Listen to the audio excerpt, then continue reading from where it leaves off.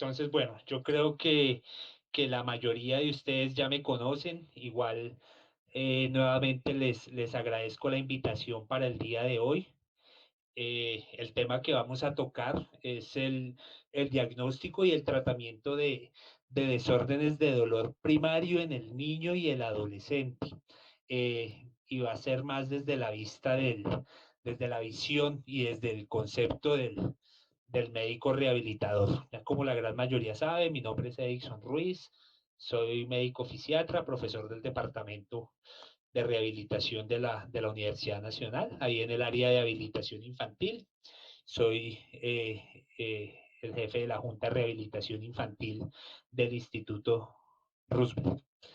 Eh, Declaración del conflicto de intereses. Esta es una charla que es únicamente de interés académico. Eh, por invitación de ustedes, el grupo de interés en pediatría. No soy speaker de ninguna compañía de productos analgésicos y si aquí hablamos de algún analgésico, ninguno lo estoy promocionando y estoy únicamente hablando desde la perspectiva, bajo la perspectiva científica.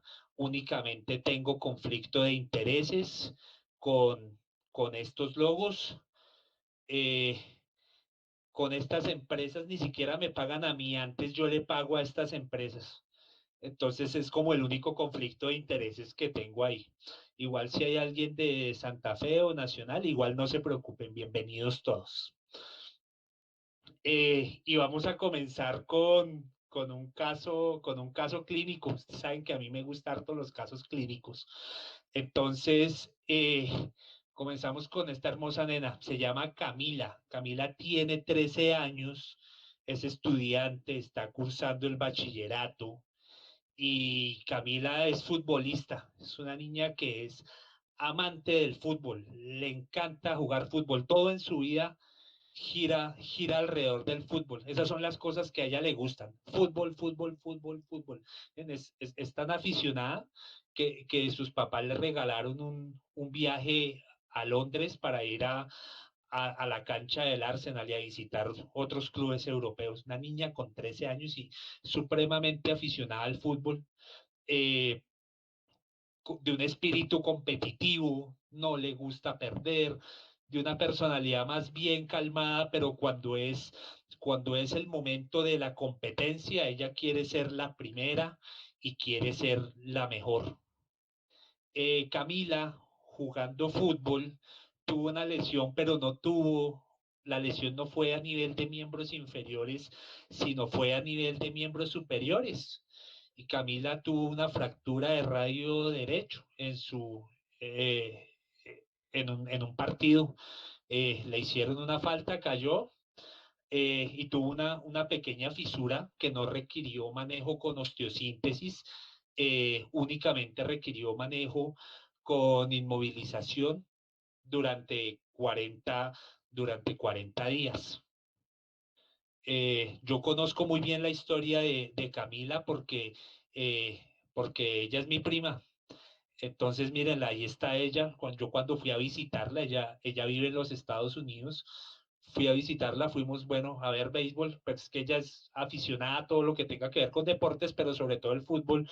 Y si ustedes se pueden dar cuenta, igual aquí Camila está todavía con una inmovilización, ya le quitaron el yeso, pero está con una inmovilización a nivel del segmento de la unión radiocarpiana porque ella todavía, pese a que ahí en la foto sale sonriente, ella estaba refiriendo dolor y llamaba la atención porque eh, y ella iba al ortopedista y decía que todavía estaba con mucho dolor, pero el ortopedista miraba las imágenes y las imágenes no mostraban, lo único que mostraban era que la fractura ya había consolidado, pero ella estaba con mucho dolor.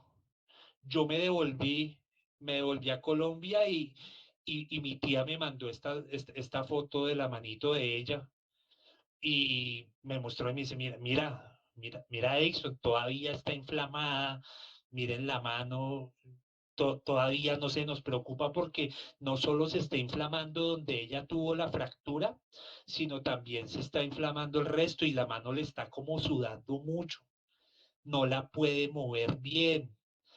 Adicionalmente, la niña el dolor le está aumentando y ya ni siquiera ella puede tolerar el roce de una sábana, no lo puede tolerar y medio la tocan y le duele muchísimo, grita y está llorando mucho.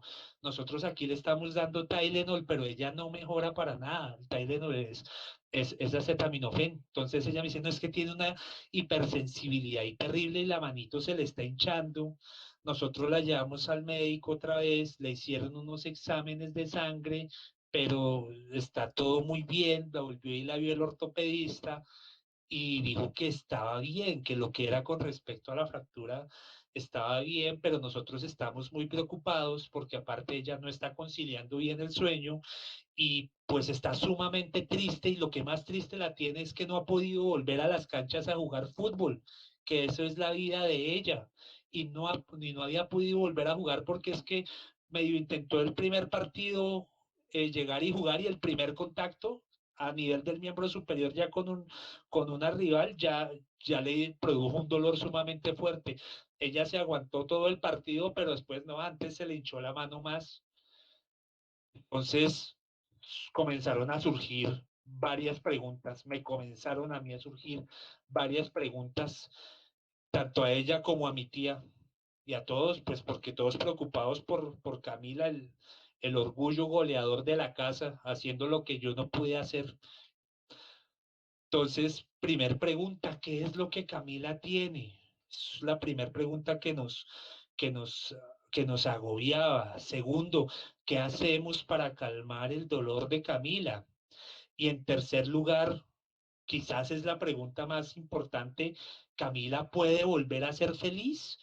Porque es que Camila estaba muy triste, pasó de estar súper bien a estar a un nivel sumamente competitivo, a estar haciendo su actividad escolar para de un día para otro prácticamente. Camila dejó de ir a la escuela por ir a las citas con el médico, dejó de jugar fútbol, dejó de dormir, se tornó muy irritable, mal geniada, a ratos mi tía la veía triste. Entonces esa era la principal pregunta, ¿cómo hacemos para que Camila pueda volver a ser feliz? Los objetivos académicos de esta charla es identificar el dolor primario de origen musculoesquelético en el niño y en el adolescente. En segundo lugar, y lo que quiero que sepamos al final es reconocer las banderas rojas y los signos de alarma del dolor primario musculoesquelético en un paciente pediátrico. Y en tercer lugar, manejar los principios básicos de tratamiento de ese dolor primario de origen musculoesquelético en el niño. Para comenzar, tenemos que hacer un recorderis de lo que ustedes vieron en clase conmigo del manejo del dolor. Como todos sabemos, el dolor es una experiencia multidimensional y aquí en el dolor primario sí nos vamos a dar cuenta que es más multidimensional que todos los otros dolores. Está la parte de arriba en donde tenemos todo lo que ya conocemos sobre la transmisión fisiológica del dolor, fibras pequeñas, estímulos nerviosos, neurotransmisores, tálamo, ¿cierto? Que hay una percepción sensorial del dolor.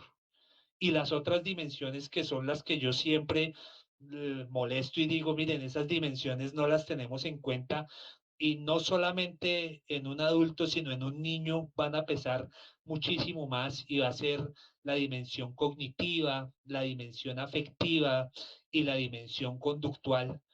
Eh, todas esas dimensiones nos van a sumar una experiencia dolorosa y esa experiencia dolorosa puede ser empeorada o puede ser mejorada a través de la intervención de alguna de esas dimensiones, porque nosotros en la medicina estamos muy enfocados únicamente a tratar la dimensión fisiológica, pero no estamos tratando esas otras dimensiones, no estamos interviniendo y ni siquiera estamos teniendo en cuenta esas otras dimensiones como lo son la dimensión cognitiva, afectiva y conductual. Porque miren todo lo que nos puede generar tener un cuadro doloroso. Imagínense para un niño que asimilar emociones todavía es difícil, o para un paciente que está en etapa de adolescencia. Y ustedes pueden recordar por sus mismas experiencias, por ejemplo, cuando se enamoraron por primera vez, cuando conocieron un chico o una chica que les llamara la atención, y esas cosas, esas sensaciones raras, había momentos que lo desbordaban a uno y uno no sabía cómo manejar esas sensaciones cuando esa persona estaba cerca, o lo mismo cuando alguien le caía a uno mal, ¿cierto? Y uno no sabía cómo desbordar esas emociones ni cómo manejarlas. Entonces, en un paciente pediátrico o en un paciente adolescente, siempre debemos tenerlas en cuenta.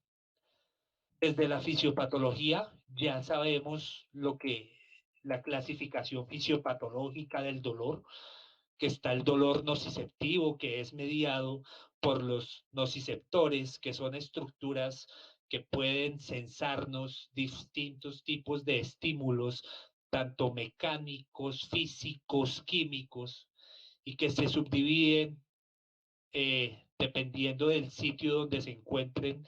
Están los nociceptores somáticos, que puestas se pueden también subdividir, los nociceptores somáticos se pueden subdividir en somáticos superficiales, que son los que se encuentran a nivel de la piel, y los somáticos profundos, que se encuentran más a nivel de región periósteo o de ligamentos.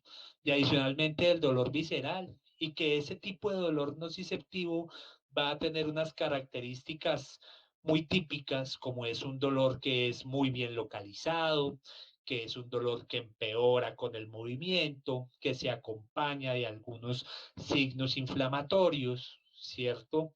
Y que el dolor nociceptivo visceral ya es un dolor que es difícil de localizar, que puede tener irradiación, propagación, que su relación con el movimiento no es tan clara.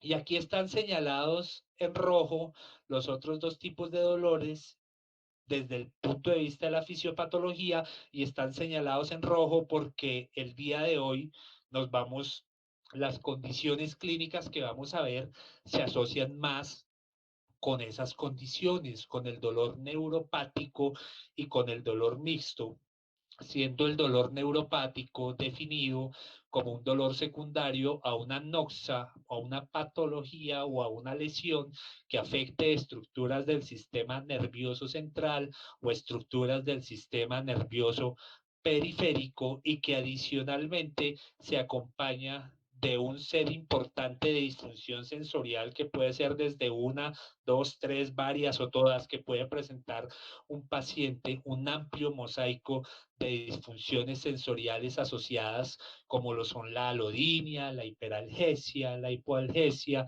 alteraciones sensitivas tales como las parestesias o las disestesias, y también lo que tiene que ver con la hiperestesia y la hipoestesia. Y está el dolor mixto, que usualmente es una combinación de un dolor nociceptivo con un dolor neuropático. Eh, y desde el patrón temporal, y aquí les pongo esta imagen, esto es de Volver al Futuro 2, porque, y específicamente en esta escena, cuando el doctor Emmett Brown le dice a Marty que ojo con encontrarse con el Marty McFly del futuro, porque si se encuentran los dos en el tiempo, se puede producir una paradoja, y que esa paradoja hasta puede destruir el universo. Miren que desde la clasificación del patrón temporal del dolor también hay unas paradojas. Las paradojas principales, y miren que también están señaladas en rojo, tienen que ver con cómo se define ese patrón temporal. Ya sabemos que el dolor crónico todavía no hay una definición universalmente aceptada, que para unos es 90 días, para otras asociaciones son 180 días, dependiendo el punto de vista desde donde se mire, y que el dolor agudo sería pues el tiempo menor a ese dolor crónico, pero todavía hay muchas críticas al respecto. Lo que es más aceptable es que el dolor crónico es más de 90 días, pero también tiene sus detractores. Y hay una definición reciente que quizás es más aceptada por todo el gremio médico, y es que el dolor crónico ocurre cuando la lesión que se presenta ya se debió haber curado, ya se debió haber sanado desde el punto de vista médico, fisiopatológico, y que pese a que esa lesión primaria haya mejorado, ese dolor aún va a persistir. Y aquí la paradoja de la clasificación desde el patrón temporal tiene que ver con el dolor recurrente e interrecurrente, porque pese a que estamos hablando de parámetros temporales, el dolor recurrente y el interrecurrente no se definen por la temporalidad, sino se definen por la intensidad de los episodios de dolor, siendo el dolor recurrente el dolor en el cual hay una persistencia, es un dolor crónico, pero hay episodios libres de dolor. Y el dolor interrecurrente, que es el que se caracteriza también por ser crónico, pero que por ahí hay un micrófono prendido. Muchas gracias. Y el que se caracteriza porque no hay episodios libres de dolor, y los síndromes dolorosos que vamos a ver el día de hoy son usualmente crónicos y van a tener esa característica de recurrencia e interrecurrencia. Y lo otro es el dolor incidental, que es ese dolor por espacios muy pequeños, por espacios muy cortos de tiempo más bien, y que se puede asociar a procedimientos de tratamiento médico y o quirúrgico, y que al cual los niños y muchos adultos le tienen algo de miedo. Pero principalmente hoy vamos a hablar, los dolores y los síndromes dolorosos que vamos a ver son crónicos y pueden ser recurrentes o interrecurrentes. Metiéndonos ya con el dolor crónico, eh, miren que según datos de los Estados Unidos, el 10% de los niños hospitalizados tienen algún tipo de dolor crónico, y que el 3% de los niños que tienen un dolor crónico van a estar severamente discapacitados, secundario a ese dolor.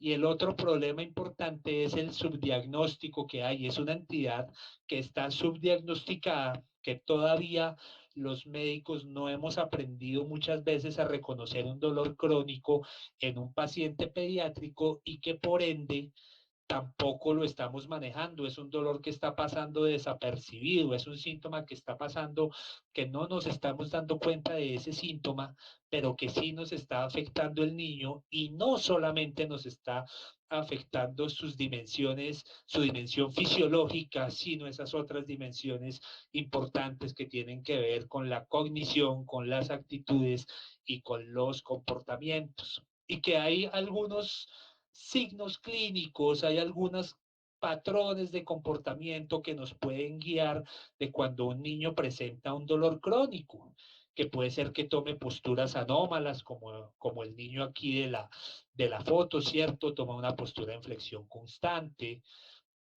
eh, adicionalmente que tienen miedo a ser movidos, adicionalmente que tienen irritabilidad, cambios en el apetito, tienen hiporexia, cursan con insomnio de conciliación o con insomnio de despertar temprano, con mal rendimiento escolar, con ansiedad.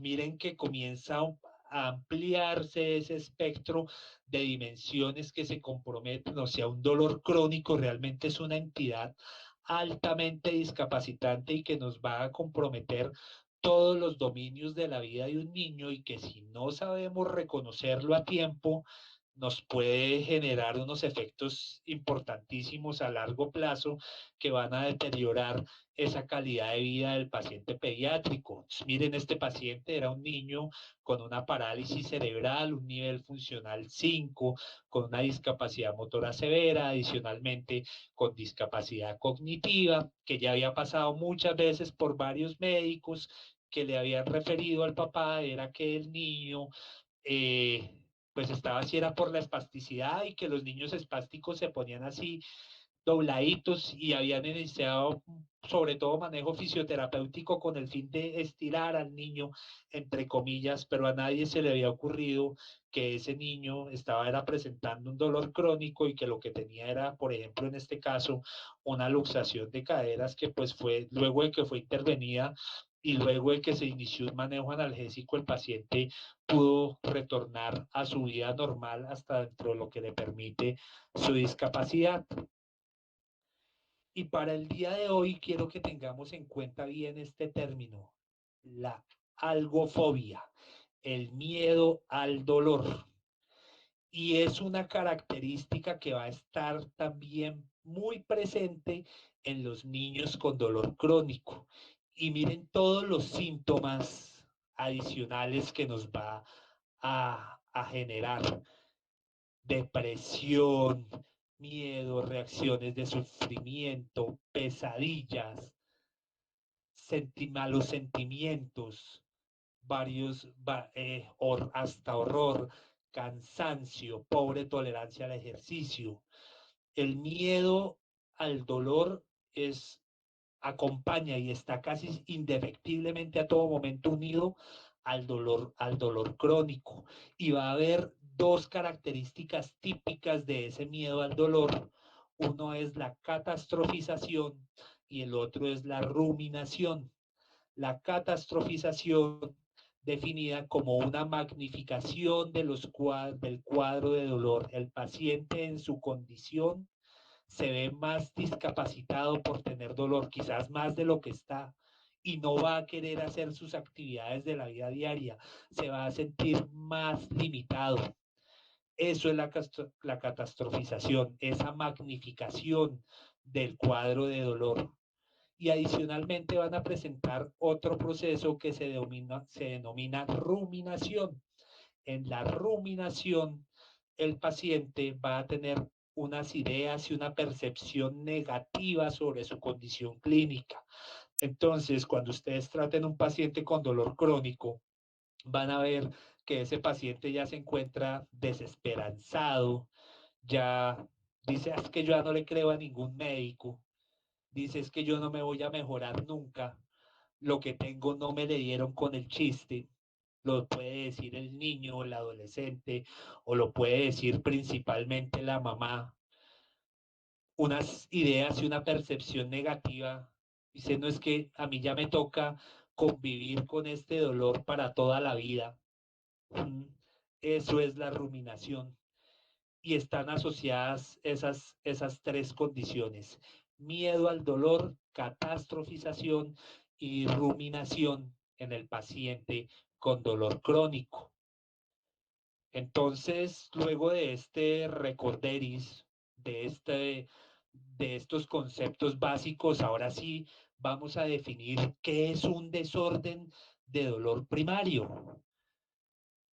El, desde el año 2014 se conoce ese término, antes no. Antes se conocía el término como síndrome de dolor funcional. Luego, hasta el año 2014, Schechter, que es la referencia que está aquí abajo, año 2014 en llama, dijo que era mejor no llamarlo dolor funcional porque se podría confundir con otras condiciones que realmente no eran un desorden de dolor primario. Y este autor definió el desorden de dolor primario, primero que todo, es un dolor crónico. Segundo, que es un dolor que no puede ser explicado por evaluaciones médicas convencionales. Entonces son pacientes que les toman la radiografía y sale normal, les toman todos los marcadores de reactantes de fase aguda o inflamatorios y todos los exámenes reumatológicos y también salen normales, les hacen las pruebas de electrofisiología y son normales. Es un dolor que carece de esa explicación y que no hay un sustento estructural, bioquímico claro que nos permita poder decir si tiene esta condición. No hay ningún biomarcador específico para decir positivo para dolor, para desorden de dolor primario. No, es una entidad que es de difícil diagnóstico, que nos va a generar además una disrupción de las actividades de la vida diaria y de la funcionalidad de ese paciente. Miren, ya se van sumando características y ya se va uno como achicando para mirar, entonces poder definir si lo que con lo que le llega al paciente a uno y con lo que nos tenía Camilita, por ejemplo, si era uno un desorden de dolor primario. Otra característica bien importante es que no responde a manejo unimodal. Como hablamos ahorita, solamente y nosotros nos enfocamos solo en el manejo, tratarlo fisiológicamente, démosle medicamentos y ya, y esos pacientes con un solo tipo de manejo no mejoran, requieren un manejo multimodal y uno ve y esos pacientes han pasado por todo. Y cuando vimos nosotros lo de la escalera del dolor en los niños con la estrategia de 2 pasos, que veíamos, bueno, dele acetaminofén, si es un dolor más fuerte, dele acetaminofén con un opioide débil y aparte neuromodúlelo, y resulta que uno hace todo y está el paciente con acetaminofén, ya está con dosis tope de morfina y está por ahí con 2 neuromoduladores, amitriptilina y pregabalina, y el paciente dice, no me mejoro, nada que me mejoro, y uno está con dosis topes. Quizás habría que reevaluar y habría que meter otras alternativas de manejo en ese paciente. Y estas dos últimas características que lo hacen aún más difícil, es un dolor desgastante, desgastante no solo para el paciente y su familia, sino un dolor desgastante para el médico. Entonces uno dice, otra vez este niño ya ha venido 10 veces, viene a molestar, no quiere ir a esa clase, algo le debe estar pasando. Y adicionalmente eso va a generar estigmatización. Y son pacientes que terminan estigmatizados muchas veces por el mismo personal de salud. Y lo mismo, ¿no? Es que viene es la niña que está que molesta por todo, la que no se mejora, la que nada le sirve, eso fijo ni se toma la droga. Mandémosla eso al psiquiatra porque está es loca y nada le sirve. Sí, genera una estigmatización importante que hasta puede dar lugar a conflictos familiares y ya la mamá le dice, no es que a usted le sale todo normal, usted deje de molestar y el niño aguantándose un dolor bien fuerte. Entonces, eso es un dolor primario, tiene todas estas características. Se podrían dividir en 3 los síndromes de dolor primario en la población pediátrica. Son 3 grupos grandes. Lindamente esto nos daría para hacer un módulo de una semana entera hablando de cada uno de los síndromes de dolor primario. El primero es la cefalea primaria, en donde entran los cuadros migrañosos y adicionalmente entran las cefaleas tensionales. En segundo lugar, el síndrome de dolor abdominal por mediación o intermediación central, en el cual el más famoso es el síndrome de colon irritable. Y en tercer lugar, que es el que nos vamos a dedicar a hablar hoy, porque pues es el área que yo más manejo y es la que tiene que ver con el dolor musculoesquelético y o articular crónico, pero que tenga esas características del dolor primario. O sea, hoy no vamos a hablar de artritis reumatoide, no vamos a hablar de artritis lúpica, de un cuadro, por ejemplo, de una osteomielitis crónica, porque esos cuadros, miren que esos sí tienen una explicación ya clara, tienen una explicación fisiopatológica clara y tienen unos biomarcadores claros que si tantos, que si están los títulos de tanto en tanto nivel, que si tiene leucocitosis, que si tiene estos marcadores positivos. De esos no nos vamos a dedicar a hablar hoy, sino vamos a hablar es de los más difíciles, que son esos del dolor primario, del dolor musculoesquelético y articular crónico. Aquí coloco este otro síndrome que es el síndrome de disfunción ortostática, que tiene esas siglas POTS, que es una taquicardia o síncope posortostático. Y es un síntoma que acompaña mucho a cualquiera de estos 3 grupos, Entonces los niños con cefaleas primarias, con dolor abdominal por mediación central o por un dolor musculoesquelético de esos de origen no determinado, van a presentar en gran cantidad esta disfunción ortostática. Miren, hasta el 50% de ese grupo de niños van a presentar esos síntomas. ¿Y en qué se basan esos síntomas de disfunción ortostática? Van a tener fatiga, van a tener pobre tolerancia al ejercicio, van a presentar episodios de visión borrosa, van a presentar cuadros de taquicardia paroxística con episodios muy cortos y entonces se desmayó. Entonces llegan un pacientico así al servicio de urgencias y ya de una la enfermera va diciendo, es que llegó la niña conversiva, miren, es la que se está haciendo, es la que se está haciendo, pero resulta uno le toma la atención y la encuentra como en 80-60, 80-40, tienen realmente una disfunción ortostática y si esta sí se ha logrado demostrar por algunas alteraciones disautonómicas que van a acompañar a estos tres síndromes y que tiene como característica principal, y la dejé de último, es que son desencadenados por ansiedad, sobre todo por la ansiedad o por el miedo al dolor. Entonces, ahí sí que peor aún, llega ese pacientico al servicio de urgencias y dijeron, no, es que estaba peleando, estaba triste, se puso a llorar y se desmayó. Ya la gran mayoría dice, esta es la niña, otra vez, la niña conversiva, la niña que está haciendo teatro, la niña que está haciendo show, el niño que está queriendo llamar la atención para no ir al colegio, pero tienen como característica principal estos síntomas que son desencadenados y que son disparados por cuadros de ansiedad. Hablando en general del dolor musculoesquelético o articular crónico, miren que un 15% ya se han hecho estudios en Norteamérica y en el norte de Europa, que han demostrado que aproximadamente el 15% de los niños tiene algún grado de dolor musculoesquelético. Y miren que de las consultas de atención primaria en pediatría, el 7% va a ser por algo de dolor musculoesquelético. O sea que igual de cada 100 pacientes que ustedes vean, 7 les van a llegar con un cuadro de dolor musculoesquelético, 7 niños. O sea, imagínense, a la semana siempre van a estar llegando hartos porque va a estar llegando uno o dos diarios, por ejemplo, ¿cierto?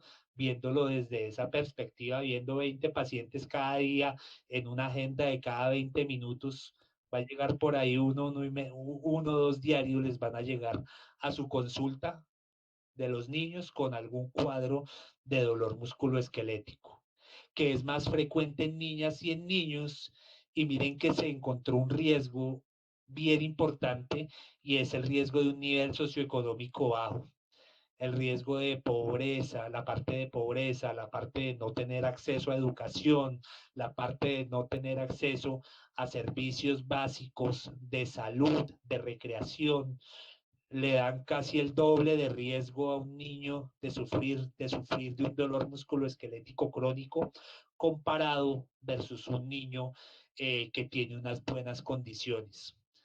Y aquí este cuadrito es bien importante y es que es para que ustedes se vayan dando una idea sobre por qué podría ser ese dolor musculoesquelético crónico en un niño que les llega, y lo ideal y lo más sencillo sería dividirlos por la edad.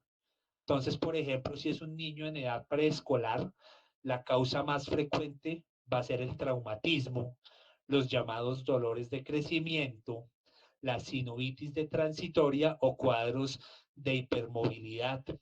Si es ya un pacientico en edad escolar, miren que está también el traumatismo, alteraciones mecánicas o la osteocondrosis, enfermedad de Sever, que la enfermedad de Sever es un niño que les va a llegar con dolor a nivel de la apófisis del calcáneo, con dolor a nivel de la apófisis del calcáneo, y es por sobrecarga sobre el nivel del tendón, sobre la inserción de ese tendón. Es un cuadro frecuente y miren que esos cuadros son realmente benignos.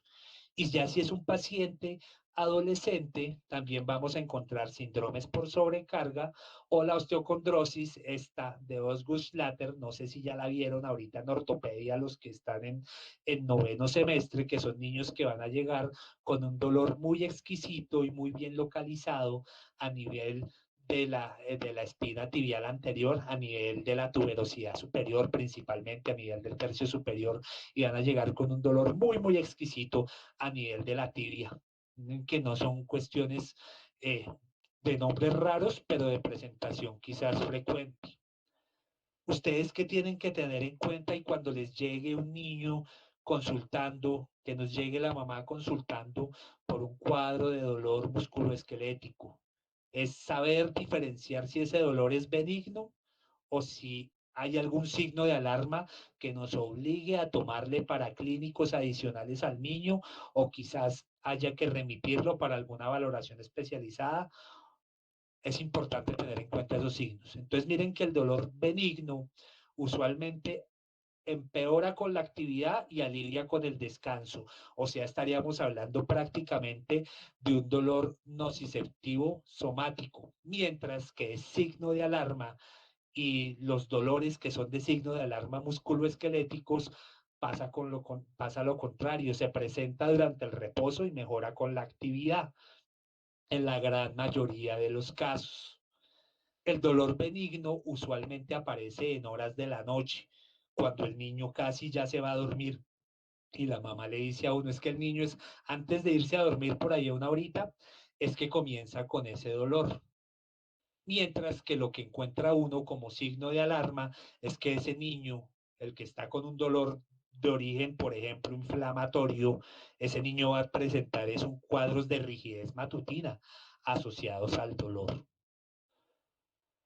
El dolor benigno se va a aliviar con analgésicos y masajes. Y la mamá dice, yo toco al niño, lo acaricio y le doy un poquito de Dolex y el niño mejora.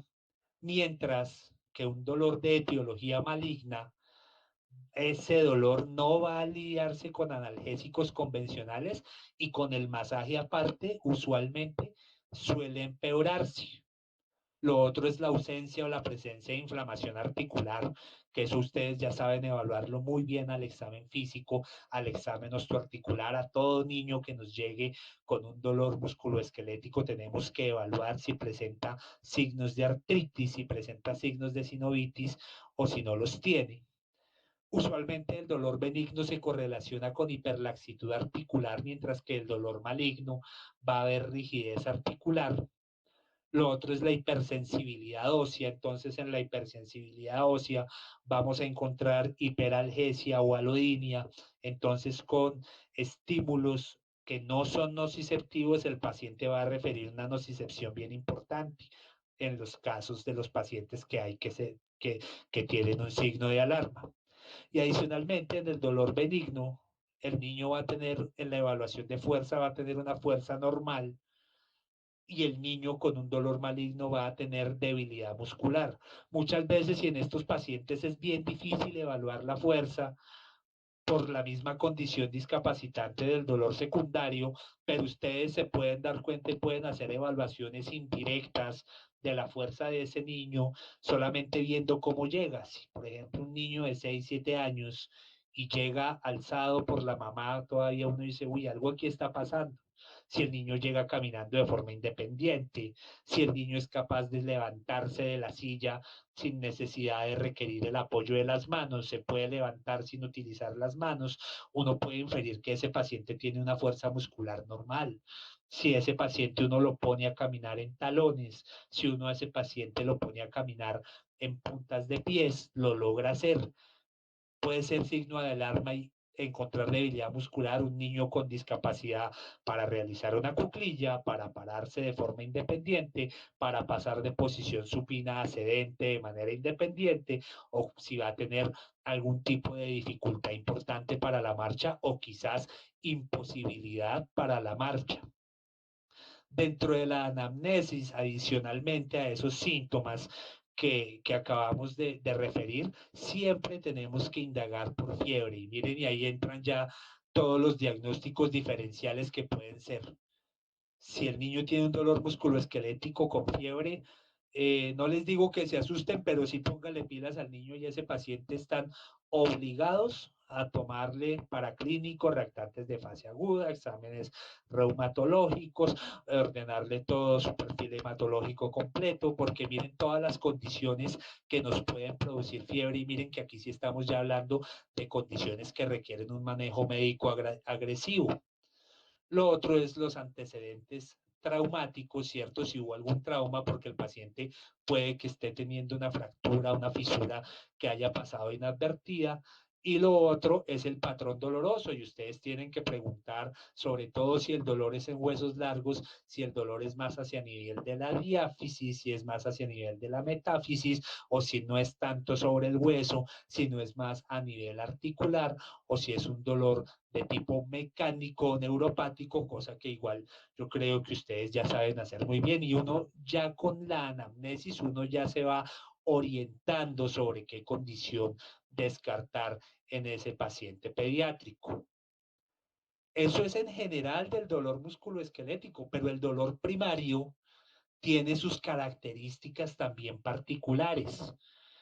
Miren que el dolor primario musculoesquelético usualmente tiene un inicio en un área muy, muy localizada al principio y usualmente son tratados de una forma muy sencilla, tiene un inicio en un área muy, muy localizada, el niño hasta es capaz de señalarle a uno con un dedo, pero ya después, cuando el niño vuelve a la consulta, ya encuentra que el dolor se ha extendido o que se ha irradiado a otras áreas. Eso es, uno dice, uy, aquí estamos pasando con un dolor primario. Adicionalmente, va a tener un miedo creciente a la movilización de ese segmento y va a evitar el contacto o el uso de ese segmento que está doliendo. Nos pasó otra vez como con Camilita que ya no quería hacer nada porque medio la tocaban en esa parte donde le estaba doliendo y ella ya no quería hacer nada más. Entonces esos niños muchas veces hasta ya pueden llegar con atrofia y uno mira, ya hay diferencias en la simetría ya hay asimetrías a nivel de las extremidades porque el niño esa extremidad que está doliendo no la está utilizando y puede tener un cuadro de alteración de la marcha asociado. Eso dentro del dolor primario. Y vamos a hablar de los síndromes más frecuentes que pueden producir un dolor de tipo primario. Aquí les coloqué de primerazo el más frecuente de todos y es el que a ustedes más les va a llegar la gran mayoría de los casos y es lo que se denomina dolores de crecimiento, lo que vulgarmente se conoce como dolores de crecimiento. Miren que el grupo etario es un grupo grande, son niños entre 3 a 12 años y ya está descrito que los niños entre 3 y 12 años, aproximadamente hasta un 20% de los niños va a presentar un dolor de crecimiento, que ese dolor va a ser principalmente de predominio nocturno, sobre todo antes de irse a dormir es que el niño le va a referir el dolor a la mamá. Otro antecedente importante es que el niño con un dolor de crecimiento usualmente ese día tuvo una buena actividad física. Estuvo en clase de natación, tuvo clase de educación física en el colegio, estuvo en una fiesta jugando con los primitos todo el día. Tiene ese antecedente de que el dolor es por la noche y durante todo el día estuvo el niño correteando y jugando. Es un dolor que usualmente, miren, es un dolor que usualmente es bilateral. El dolor de crecimiento usualmente es en ambos lados, no en un solo segmento, para que ustedes siempre tengan eso en cuenta. Y aparte es intermitente. La intermitencia ahí, ¿qué significa? Estaríamos hablando de un dolor recurrente. ¿Por qué? Porque hay episodios libres de dolor. Al niño unas noches le duele y otras noches no le duele. No es que el dolor sea constante. Eso también es otra cuestión que dentro de la anamnesis nos puede ayudar a orientar si ese niño está presentando un dolor de crecimiento. Los sitios más frecuentes en donde se va a presentar ese dolor es a nivel de la región pretibial, a nivel del hueco popliteo y a nivel de los muslos. no solamente es un dolor que está definido para los miembros inferiores, el dolor de crecimiento también se puede presentar a nivel de los miembros superiores y sobre todo se va a presentar a nivel de la región de la cara posterior del antebrazo, o sea, donde está la musculatura extensora del carpo. Pueden presentar ese dolor los niños.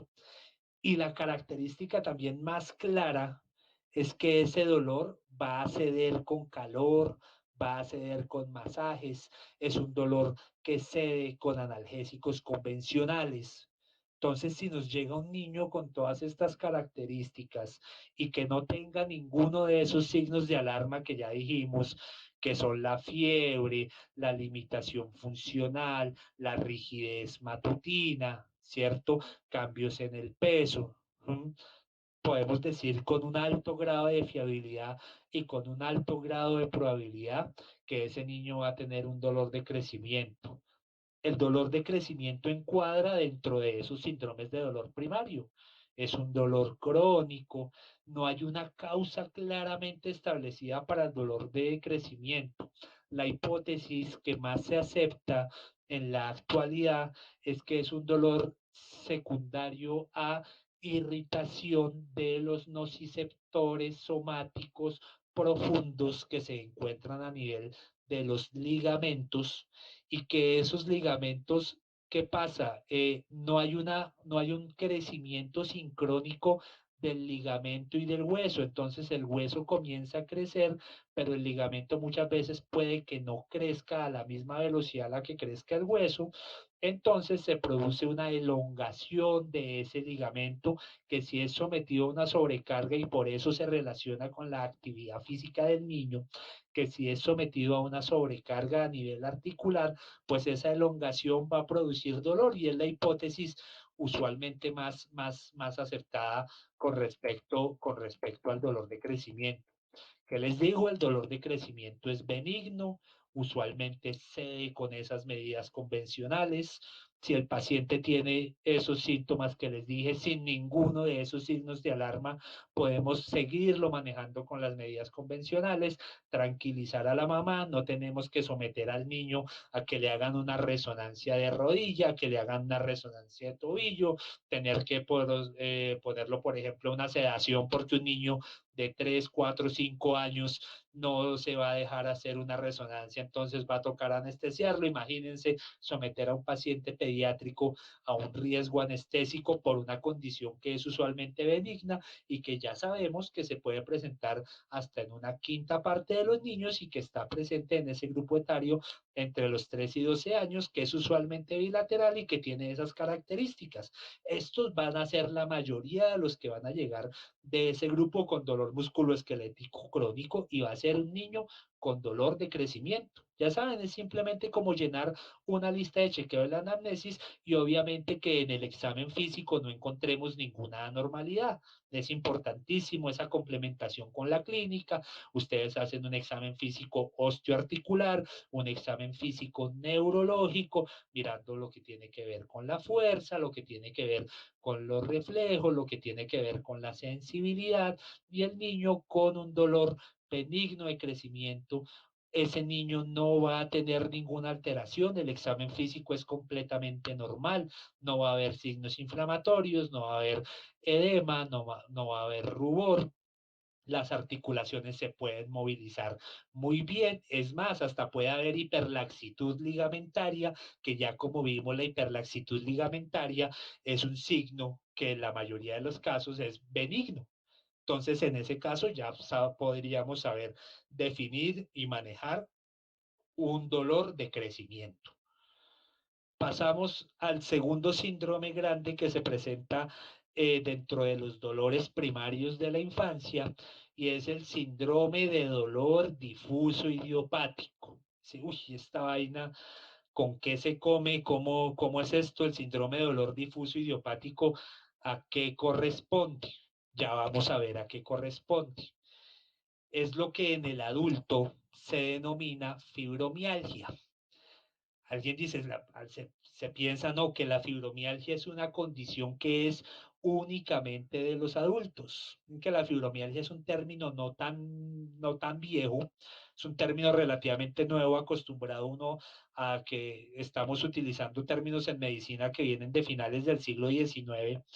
La fibromialgia se acuñó por primera vez ese término en los años 70 y va a cumplir con esas características de un dolor primario crónico y que no es solamente ocurre en los adultos, en los pacientes pediátricos también ocurre y miren esa prevalencia que tiene entre 0 y 4 años, estamos máximo por ahí el 1%, niños de 5 a 9 años está 1.4%, niños de 10 a 14 años de 2 a 2.6%, y ya en adolescentes esa prevalencia ya casi se duplica, se triplica prácticamente, estando de 3.5 a 6.2%. Pero en población pediátrica se conoce como síndrome de dolor difuso idiopático. Es una cuestión netamente de terminología, pero estamos hablando exactamente lo mismo. Que con respecto a la fisiopatología no hay ningún marcador específico, no hay un examen para decir positivo para fibromialgia o negativo para fibromialgia. No, hay que llenarse de razones y hay que excluir absolutamente otras condiciones para poder decir que estamos hablando o no de fibromialgia. Quizás es de los diagnósticos más difíciles que hay que hacer, y en la edad pediátrica más aún. Hay unos síntomas cardinales y aquí tenemos esos síntomas cardinales.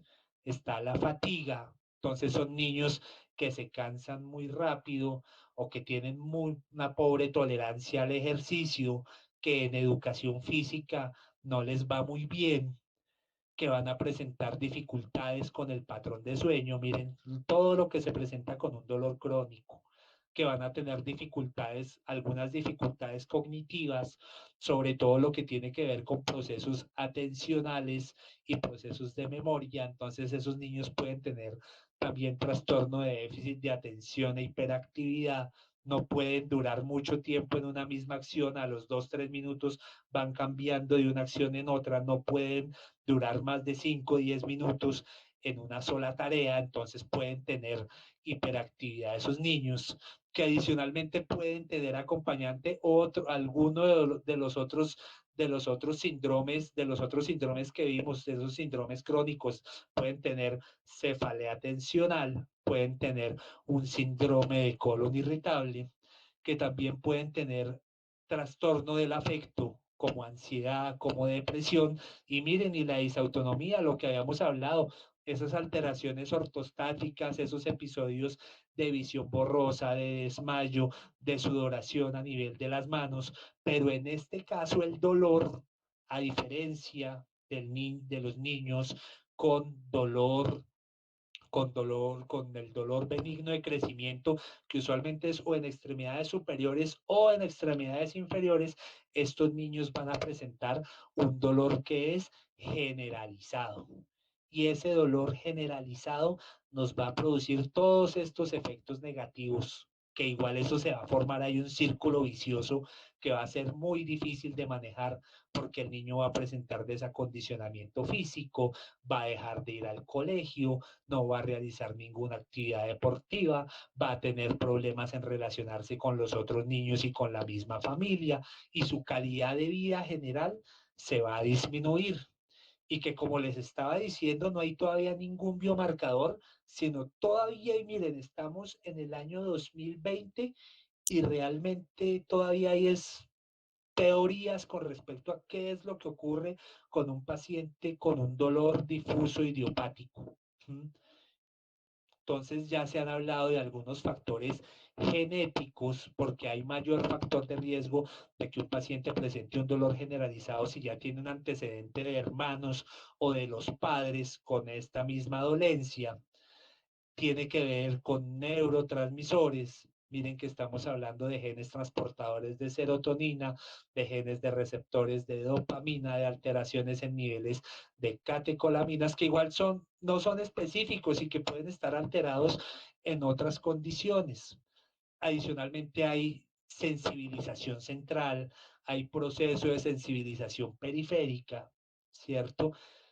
Muchos tienen antecedentes importantes sobre la historia familiar, como les dije ahorita, situaciones estresantes, situaciones traumáticas, ansiedad asociada, dificultades sociales. Miren, es una condición que fisiopatológicamente no se puede explicar claramente. Entonces ahí otra vez nos entra, claro que esto entra dentro de la definición de un dolor primario. Estas son unas series para mirar los síntomas, qué es lo que se presenta con mayor frecuencia. Esto es únicamente en población juvenil. Y miren que el síntoma primordial es el dolor generalizado. Ese es el síntoma primordial. Miren, se presenta en el 100% de los casos en casi todas estas series, excepto en esta, en donde fue el 97% de los casos y aquí que fue mayor al 90%, pero es el síntoma cardinal, el síntoma predominante, pero miren toda esta otra cantidad de síntomas que se pueden presentar. Segundo lugar, la cefalea, tercer lugar, trastornos del sueño, que ya unas series van desde presentarlo de más del 90%, en otras que nos llegan hasta el 65, 70%.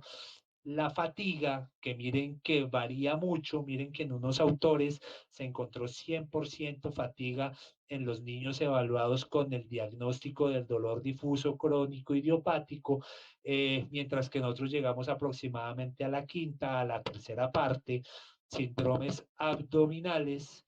Este es bien importante.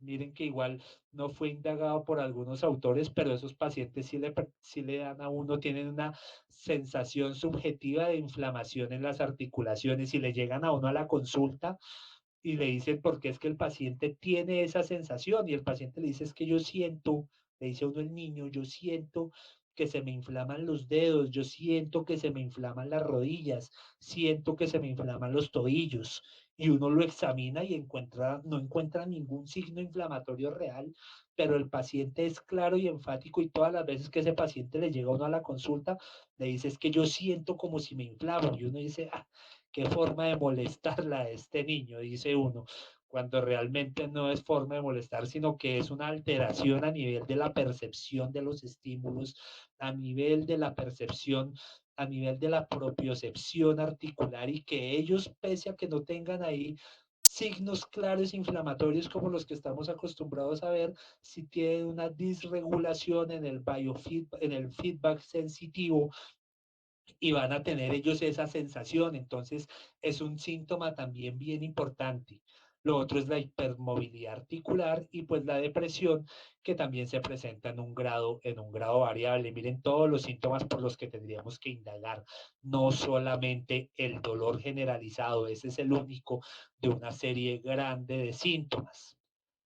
Miren que los criterios, aquí están los primeros criterios, aquí estamos hablando del año 1985, pero esos criterios son los criterios típicos que son para adultos. Miren, los criterios de Yunus para el diagnóstico de la condición, que había unos criterios mayores que el paciente tenía que cumplirlos todos y había unos criterios menores que tenía que tener tres o más criterios. Esos son como los clásicos y estaban los 18 puntos de palpación en los cuales esos pacientes referían un dolor importante, ¿cierto? Entonces, dentro de los criterios mayores estaba que el paciente tenía que tener un dolor generalizado en tres o más sitios por tres o más meses. Adicionalmente, había que descartar otras condiciones médicas, que todas las pruebas de otros exámenes estuvieran normales o alguna otra condición que nos explicara la fibromialgia o el síndrome de dolor generalizado ya nos la excluía. Y en niños, miren que en niños sí cambiaba porque en el adulto se decía que tenía que tener 11 puntos dolorosos. Miren que en el paciente pediátrico se hizo una extrapolación y se encontraba que los pacientes con cuadro del dolor crónico únicamente tenían 5 o más puntos. Miren que aquí se bajó la caña en esos. Entonces no eran 11 puntos en el paciente, no son 11 puntos en el de los 18 en el paciente pediátrico, sino son 5 puntos de 18. Pero ¿qué pasó? Se comenzaron a salir detractores de estos criterios y con razón porque decían es que todavía no hay una medida estandarizada para mirar cómo son esos puntos dolorosos, cuánta presión se debe aplicar, por ejemplo. Entonces, lo que estaba en las guías internacionales era que la presión que se debía aplicar era de 3 a 4 kilos aproximadamente sobre el punto doloroso, sobre el punto que se iba a evaluar. Pero entonces se decía, la forma sencilla es tocar al paciente, hacer la presión hasta que el pulpejo de la parte de la uña donde estamos viendo se coloque blanca o palidezca y que eso equivalía aproximadamente a esos 3 o 4 kilos de presión. Entonces miren que no era una medida tan homogénea porque había algunos que con menos presión podían, ya se palidecía ese lecho ungueal y había otros médicos en quienes tenían que hacer una mayor presión para que palideciera ese lecho ungueal dependiendo de las condiciones clínicas que presentara ese médico.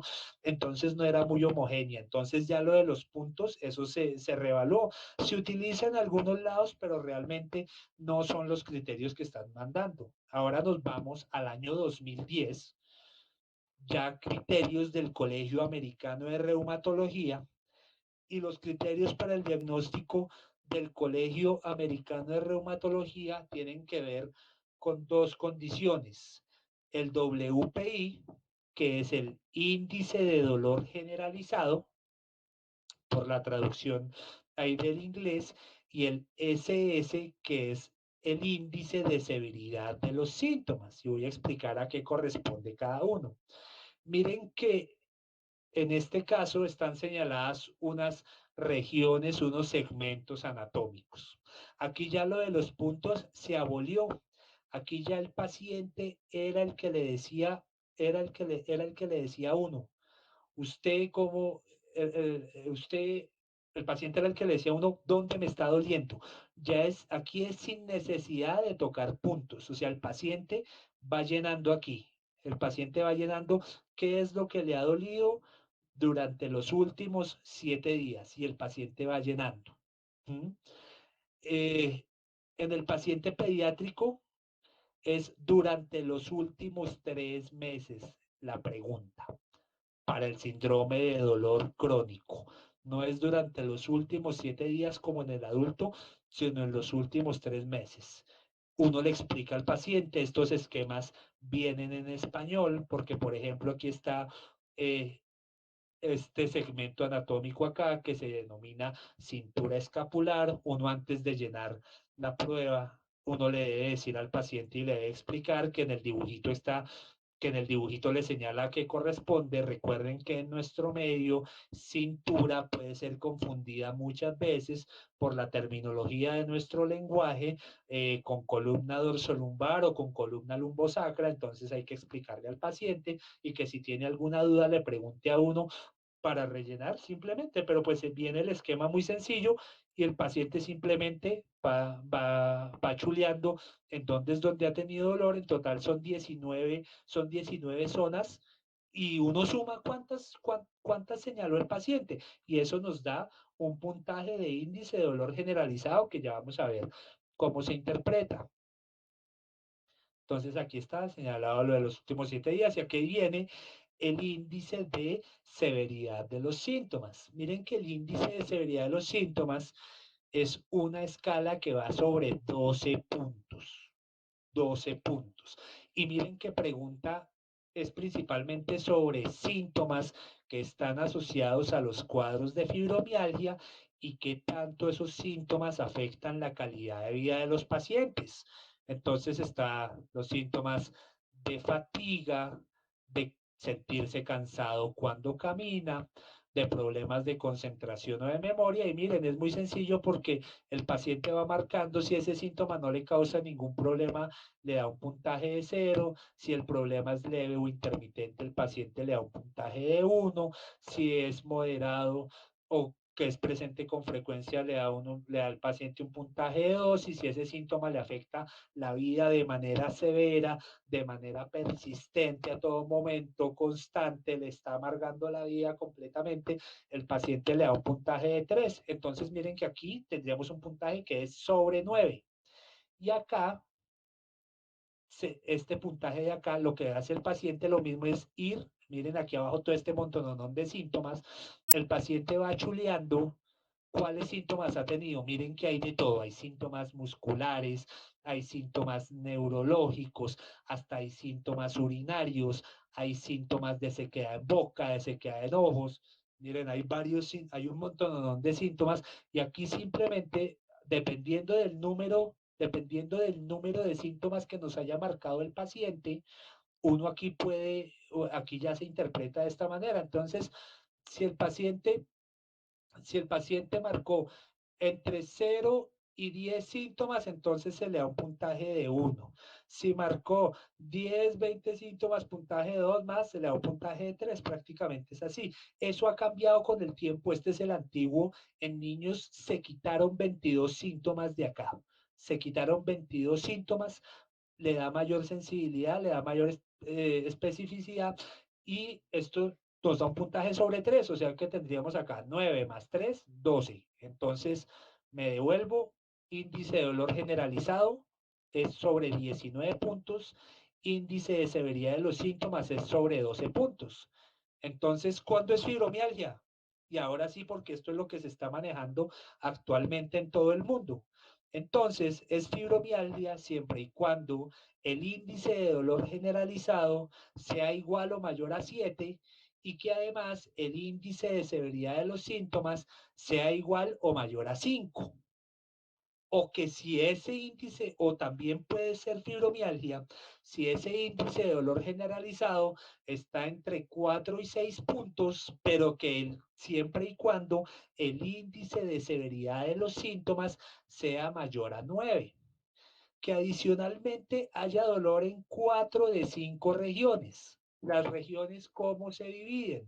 Las regiones se dividen en superior derecha, superior izquierda, inferior derecha, inferior izquierda y axial. Y el paciente tiene que tener dolor en 4 de esas 5 regiones adicionalmente. O sea, estos tiene que cumplir obligatoriamente estos requisitos para uno poder decir que sí tiene el criterio. Tercero, bien importante, síntomas presentes por al menos 3 meses y que adicionalmente no tenga otro desorden que explique el dolor. En que esto nos da una sensibilidad. Si el paciente tiene todas estas características, vamos a tener una sensibilidad del 91% con una especificidad del 86%, con una precisión diagnóstica del 90%. ¿Mm? Pero lo importante es que siempre debemos descartar. Entonces, en estos pacientes uno dice, la fibromialgia parece como el cuadro más bobo, más sencillo, y miren que es el más complejo, porque para poder hablar de fibromialgia, estamos hablando que tenemos que descartar un montononón de condiciones que pueden producir síntomas similares. Condiciones tales como enfermedades intrínsecas de la fibra muscular, enfermedades neuromusculares, enfermedades de los nervios periféricos, enfermedades reumatológicas, enfermedades neoplásicas, para poder decir que ese paciente está presentando el cuadro de fibromialgia o de dolor crónico idiopático si estamos hablando de un paciente pediátrico.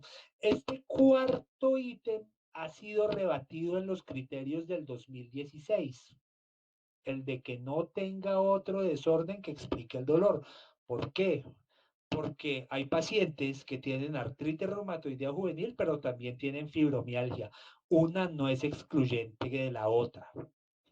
Ese paciente puede que tenga su dolor articular, pero que si el paciente le refiere uno aparte, un dolor neuropático, sensación de parestesias, y se ha descartado otra condición, ese paciente tiene una artritis reumatoidea juvenil más un cuadro de fibromialgia. Entonces miren que para el diagnóstico es, es casi llenar cuestionario y descartar. y es hasta este momento en la actualidad como se está haciendo en todo el mundo el diagnóstico de fibromialgia por esos criterios del Colegio Americano de Reumatología. Con respecto al pronóstico, miren, esto tiene que ver con la información que uno le da a los papás cuando va a manejar un niño con fibromialgia. Es que el 50%, miren, a los 19 años van a persistir con los criterios del Colegio Americano de Reumatología. O sea, que en la transición de niño a adulto hay un 50% de riesgo que el niño continúe con su cuadro de fibromialgia cuando llegue a la edad adulta. Y un 70%, miren, estamos hablando de un porcentaje que no es despreciable, no van a cumplir los criterios estrictos de ese Colegio Americano de Reumatología, pero sí van a tener alguno de los síntomas cardinales. Van a tener dolor generalizado o van a tener fatigabilidad o van a tener el trastorno del sueño. No los van a tener todos para alcanzar a configurar el cuadro, pero sí van a presentar esos síntomas. Pero la detección temprana sí va a darnos un mejor pronóstico. Si se detecta de forma temprana y se maneja de forma temprana, que es lo que no está haciendo, ese pronóstico sí va a mejorar considerablemente. Porque si se detecta a tiempo ese cuadro de dolor crónico idiopático en un niño, miren que al año del seguimiento, la cuarta parte, 26%, no, ya no va a tener los criterios, o sea, en pocas palabras, se le quitó la fibromialgia. Puede tener alguno que otro síntoma o puede tener varios síntomas, pero ya no va a cumplir los criterios del colegio americano.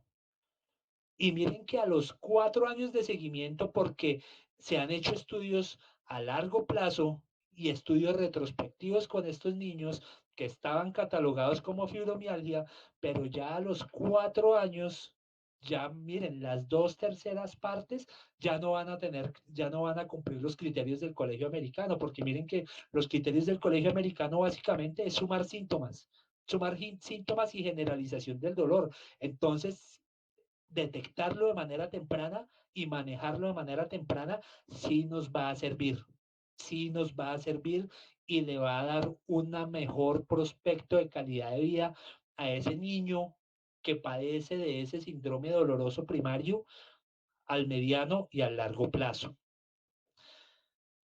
Miren que aquí la multidimensionalidad de todo el dolor y la fatiga y todo lo que nos va a generar, todo el compromiso. Miren que es una enfermedad que no es mortal, ¿cierto? Porque uno muchas veces cataloga una enfermedad grave dependiendo en la mortalidad que produzca, pero si uno dice, ah, eso la fibromialgia no lo va a matar y por eso no se le pone casi ni cuidado al paciente y le dejan los controles cada 6 meses, cada año aparte para no verlo, porque como vimos, esos pacientes se produce una animadversión por parte del mismo personal médico hacia esos pacientes y no les ponen casi cuidado ya cuando, es que ya le descartamos todo, ese no tiene nada, está es molestando. Pero miren que las repercusiones de esos cuadros dolorosos sí son bien importantes. Miren que van a tener repercusiones a la familia. Esto es de un estudio cualitativo y miren que en este estudio cualitativo aquí ponían las frases que decían los niños de tener esos cuadros dolorosos crónicos. Entonces miren, por ejemplo, el niño decía, mi mamá se preocupaba por mí, tuvo que abandonar el trabajo. Imagínense, o sea, se perdió una fuerza laboral en la casa. Miren nomás con la educación y estos niños usan frases tales como solía amar el colegio, pero he perdido el 80% de las clases el último año. Dejó de ir al colegio ese niño. Miren nomás la independencia. Necesito que mi mamá me ayude con mis actividades, a ir al baño. Imagínense, no es justo. Tengo 16 años. Es muy probablemente de un pacientico que no se detectó a tiempo, que no se le puso la adecuada atención y que se dejó amplificar ese cuadro clínico. Entonces miren que aquí ya está bien configurado lo que tiene que ver con la catastrofización y con la ruminación.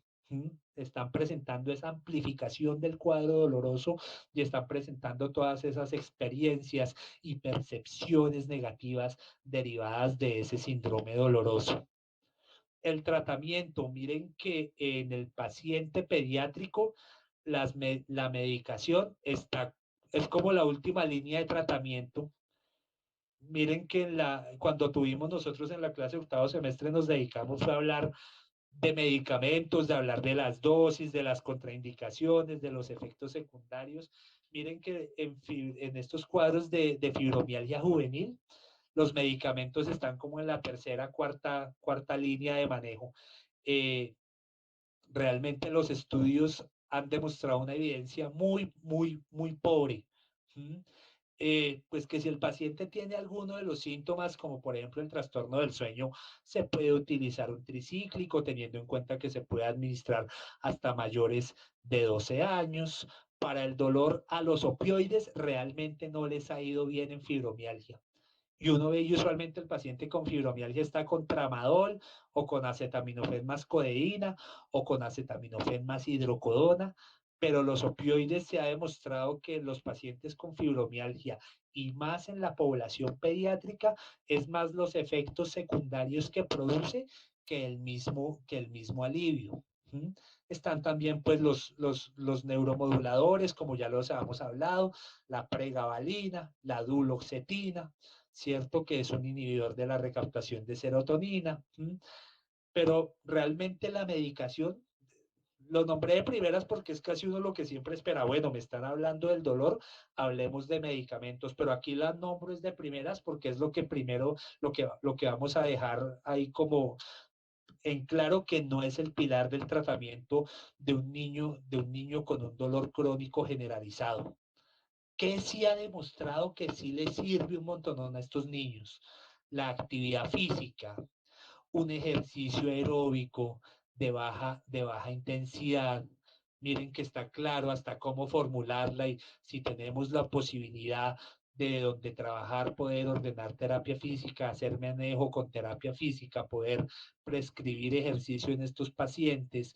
Miren que se habla de comenzar, miren, ejercicios muy leves, de 5 a 10 minutos al día por intervalos, 3 veces a la semana, y luego se va aumentando lentamente. No es que el paciente que tengamos con un cuadro, que el niño o la niña que tengamos con un cuadro de fibromialgia y que usualmente también se suele asociar con obesidad, no, mire, usted está gorda, tienes que bajar de peso, porque igual yo ahí no la veo bien y toca es que nos pongamos a darle con todo el ejercicio. Ese niño se va a un gimnasio o llega a un gimnasio de fisioterapia y la terapeuta la pone a hacer actividad física intensa como si fuera para bajar de peso y esa niña no va a volver, se los aseguro. Va 2 días y no vuelve más. Y ni siquiera vuelve a la consulta. Ustedes dicen, no, son pacientes, recordemos que no toleran adecuadamente el ejercicio, entonces hay que trabajar con intensidades muy, muy leves, casi como la frecuencia cardíaca basal, pero lo que sí está más recomendado que sirva es el ejercicio aeróbico, no poner a ese paciente a alzar pesas, no, sobre todo es ejercicio aeróbico. La natación es una muy buena posibilidad. Miren que dentro del POS aquí en Colombia hay instituciones, ya gran cantidad de instituciones en donde se trabaja el ejercicio acuático terapéutico, se trabaja lo que se llama hidroterapia. Eso no es medicina alternativa.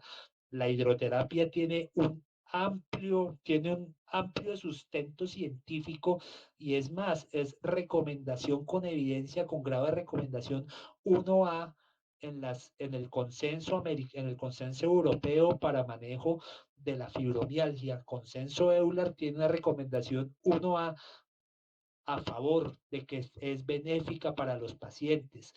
Realización de ejercicio acuático. No es que lo tengamos en hidroterapia toda la vida, no. Es que el paciente haga unos ciclos cortos, que vaya a 5 veces, 5 sesiones, 5 o 10 sesiones y que la terapeuta entrene al paciente sobre cómo realizar actividad física dentro del agua. Miren que eso tiene la ventaja de que se está eliminando la gravedad, de que mover las articulaciones es mucho más sencillo, es mucho más sencillo en un medio acuático que en medio terrestre, se facilita mucho más, aparte estamos hablando de que en esas piscinas se utilizan temperaturas cálidas, estamos con temperaturas de 30, 32 grados que ayudan a la relajación muscular, entonces le va a servir mucho eso al paciente, no es irlo a meter a una piscina fría y hay que explicarle eso bien, en este caso el frío puede empeorar el dolor. Entonces se puede entrenar a ese paciente en un programa programa de ejercicio acuático y explicarle que debe estarlo realizando de manera constante, 1 o 2 veces por semana, tanto al mediano y al largo plazo.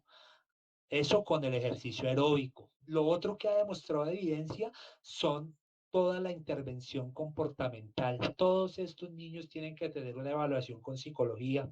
Hay que explicarle muy bien a los padres para qué es. Recuerden que en nuestro medio hay muchos mitos y percepciones negativas hacia cuando un paciente es referido a unidad con un especialista o con un trabajador de salud mental.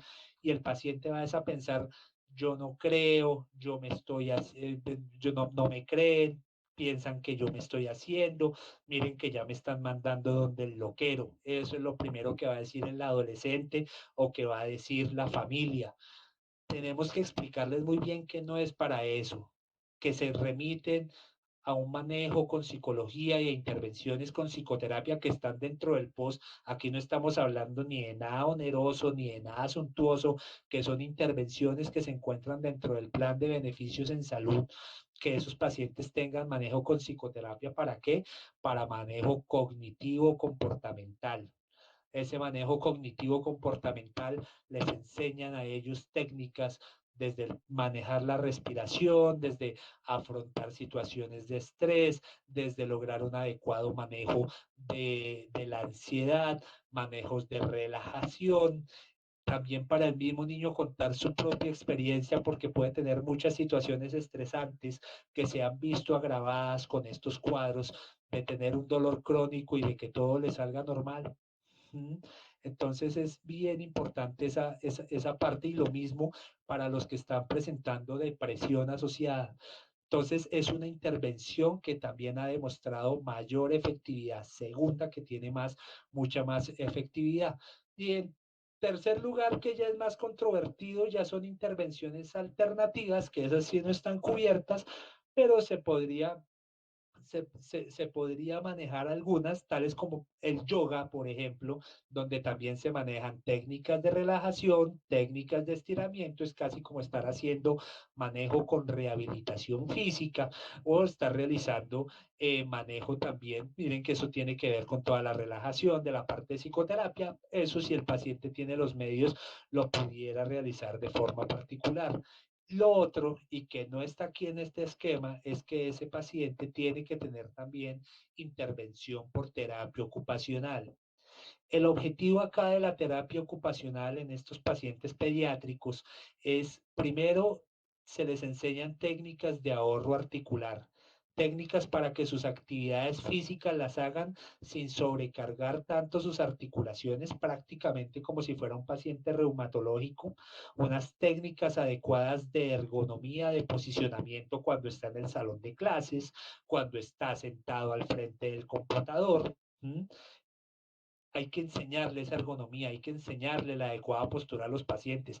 También esa intervención ha demostrado ser benéfica. Técnicas de buena ergonomía, ahorro, higiene articular, y en los casos más severos, porque como vimos, miren, uno de los ejemplos que vimos de los trastornos de los niños, uno, por ejemplo, una niña de 16 años, la mamá la tenía que llevar al baño, imagínense. Es para lo que tiene que ver con el entrenamiento en la independencia funcional y el autocuidado, y que ese paciente, a través de la terapia ocupacional, vaya siendo mucho más independiente. Estos pacientes, por ejemplo, tienen muchas dificultades con actividades de la vida diaria que tengan que ver por encima, que tengan que ver con ángulos que usualmente no son de tanto confort para los miembros superiores. Entonces, por ejemplo, miren que para cepillarse los dientes, para peinarse, para que una chica se maquille, tiene que hacer elevación del hombro, y usualmente los pacientes con fibromialgia van a presentar dolor en esos segmentos, entonces va a ser difícil. Entonces es importante también ese manejo que se va a hacer desde la terapia ocupacional, con el objetivo principal de que ese niño tenga mucha más independencia funcional y que no sea tan dependiente. los niños que reciben estos manejos integrales, multidisciplinarios, ¿cierto? Enfocados no solamente en la transmisión fisiológica del dolor, sino en su parte cognitiva. Y les cuento que también con la terapeuta ocupacional se hacen procesos de desensibilización, porque son pacientes que tienen mucha hipersensibilidad, tienen mucha sensibilidad hacia distintas texturas, les pueden fastidiar, les pueden molestar, se pueden hacer procesos de desensibilización y además se puede trabajar con una terapeuta ocupacional objetivos cognitivos superiores, procesos memorísticos, procesos de resolución de problemas, procesos atencionales. Miren, para todo lo que nos sirve la terapia ocupacional. Manejos, manejos de, no, miren que uno piensa, eso es como de rehabilitación del trabajo, y miren que estamos hablando de que estamos interviniendo todos los dominios en un paciente que no labora, pero sí es para que ese paciente sea lo más funcional posible, que no se nos vaya a desacondicionar físicamente, porque ahí se produce ese círculo vicioso de dolor, desacondicionamiento, que sea más independiente y eso va a mejorar su autoimagen, va a afrontar mucho mejor el estrés del dolor, va a aprender a manejar el miedo al dolor, porque como vimos el miedo al dolor es un agravante bien importante en estos casos. Y miren, están las recomendaciones de higiene del sueño, porque es que estos pacientes no pueden dormir bien y se puede hacer esas recomendaciones tanto desde la consulta de psicología o tanto desde la consulta de medicina. Entonces, miren, son unas recomendaciones tan sencillas, recomendaciones de la abuelita. No tome café por la tarde ni por la noche, váyase a dormir a la misma hora todas las noches, despiértese a la misma hora todos los días, haga ejercicio físico diario, pero no lo haga 2 horas antes de acostarse. Adicionalmente esté en un ambiente confortable, que en la habitación no haya televisores, no haya radio, que esté la habitación en oscuridad total.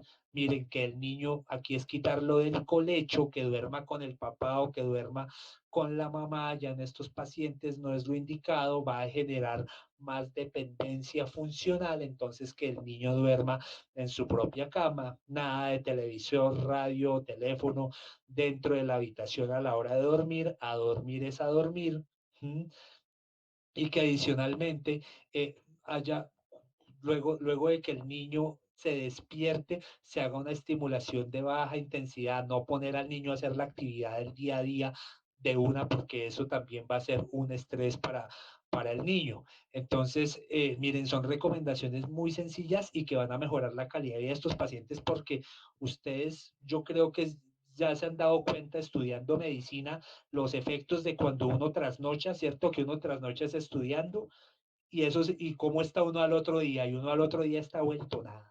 Le duelen los músculos, se siente cansado, se siente triste, se siente ansioso. Imagínense, y eso es por algunas noches a la semana, cómo será estos niños que son todas las noches, y súmele que tiene un dolor musculoesquelético crónico, entonces van a estar mucho más agotados estos niños. Entonces miren que es un manejo holístico, es un manejo integral. Y vamos con el último síndrome, que es el síndrome que tenía Camilita. Camilita no tenía una fibromialgia, Camila tenía un síndrome doloroso regional complejo. ¿Qué es un síndrome doloroso regional complejo? Es un dolor crónico. Miren que en este caso, y a diferencia del dolor de crecimiento, es un dolor que es usualmente unilateral, se ve de un solo lado. Y usualmente hay un antecedente previo de trauma. Hay un antecedente previo de trauma. Recordemos con Camilita, ella tuvo una fractura, puede ser una herida, la gran mayoría de veces es por traumas contundentes, pueden ser también posoperatorios quirúrgicos, y esos pacientes se van a caracterizar por tener ese dolor crónico y van a tener alodinia, van a tener hiperalgesia y van a presentar estos síntomas, van a presentar unos cambios vasomotores, unos cambios sudomotores y unos cambios tróficos que ya vamos a ver cuáles son.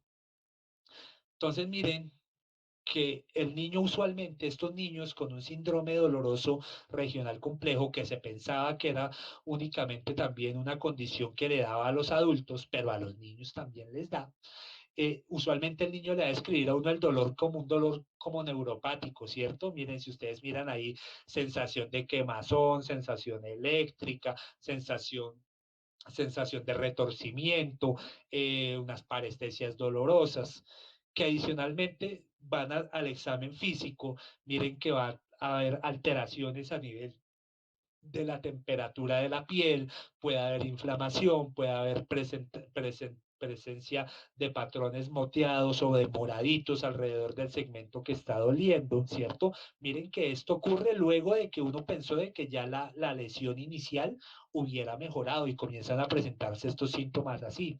Están los cambios sudomotores, entonces pueden tener o un aumento de la sudoración en la extremidad comprometida, o puede haber sequedad, ¿cierto? La piel se puede ver brillante, como puede ser en este caso. ¿Mm? Hay cambios a nivel de la piel, también hay alteraciones motoras, miren que pueden ir desde temblores hasta distonías, hasta espasmos, hasta calambres, hasta debilidad. Miren que es una condición bien, su mismo nombre lo dice, dolor regional complejo. Miren que se acompaña de todas esas características feas y adicionalmente los cambios tróficos. Entonces puede aparecer vello o se puede perder vello donde lo hay patrones de alteración en las uñas, se pueden caer las uñas, por ejemplo, pueden salir con disminución de queratina o con hiperqueratinización esas uñas, entonces van a tener unas uñas muy gruesas. Miren que hay unos criterios clínicos para el diagnóstico de esta condición y son los criterios de Budapest. ¿Mm? Son los que todavía se están utilizando en todo el mundo. Miren que no están validados para niños. En niños se están utilizando los mismos que se están utilizando en el paciente adulto. Entonces, miren, dentro de los criterios debe cumplir todas las condiciones. Primero, que el dolor sea continuo y que sea un dolor desproporcionado al evento, porque miren, por ejemplo, Camilita, una fisura y miren ya cómo se inflamó. Y que adicionalmente, miren, tiene que tener al menos un síntoma en 3 de las 4 categorías. Y ya sabemos entonces cuáles son los síntomas. Miren, aquí están los síntomas sensitivos, los síntomas vasomotores, los síntomas sudomotores y los síntomas motores. Y de estos 4 grupos tiene que tener al menos un síntoma en al menos tres, en al menos tres dominios. Y que adicionalmente al examen físico tenga un signo de otra vez de alteración sensorial, vasomotora, sudomotora y motora en al menos en al menos 2 de las categorías o de los dominios que se está evaluando. Y dentro de los criterios de Budapest, que no haya otro diagnóstico. Otra vez, miren, es como la fibromialgia, es un diagnóstico de descarte, que no haya otro diagnóstico que nos exprese mejor o que nos explique esos signos y esos síntomas. Miren la sensibilidad, 98%, y la especificidad son 70% para el síndrome doloroso regional complejo. El manejo, miren que otra vez el manejo es multimodal.